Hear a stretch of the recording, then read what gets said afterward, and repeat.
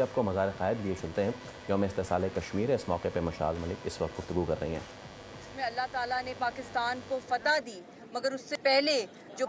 پہلگام کے اندر ہندوستان نے خود ہی ایک دہشت گردی کی اور معصوم لوگوں کو مارا اور اس کا سارا ملبہ کشمیر کی تحریک آزادی کے اوپر ڈال دیا، اور اس کے ساتھ ساتھ پاکستان کے اوپر بھی اس کا الزام لگایا، نہ کوئی پروف تھا، اور جنگ چھیڑ دی اور واٹر ٹیررزم شروع کر دیا۔ تب اسٹوڈنٹس، عوام، یوتھ، سول سوسائٹی پاکستان کی ہر جگہ سے آواز اٹھنے لگی کہ واقعی قائد اعظم نے جو کہا تھا جگلر وین ہے۔ جگلر وین اس لیے کہا تھا قائد اعظم محمد علی جناح نے کیونکہ وہاں سے جو پانی آتا ہے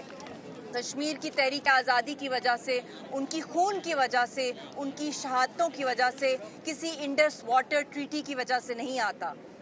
اور میرا یہاں پہ جب بھی میں آتی ہوں تو مجھے کیونکہ ایک روحانی جرنی ہے ہم سب کی تحریک آزادی کے ساتھ، کیونکہ لاکھوں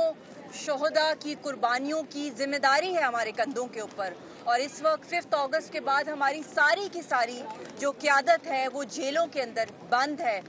ان کو قتل کیا جا رہا ہے، ان کو زہر دیا جا رہا ہے، اور خاص طور پہ یاسین صاحب کو پھانسی گھاٹ چڑھانے کی کوشش کی جا رہی ہے۔ اور جب وہ بھی یہاں پر آئے تھے، وہ فوٹیج بہت زیادہ وائرل ہوئی تھی، جس طرح وہ یہاں آ کے انہوں نے نفل بھی پڑھے تھے، شکرانہ بھی کیا تھا کہ وہ یہاں پر آئے، کیونکہ ایک فریڈم فائٹر کے لیے، ایک حریت رہنما کے لیے یا حریت کی تحریک کے ساتھ جڑنا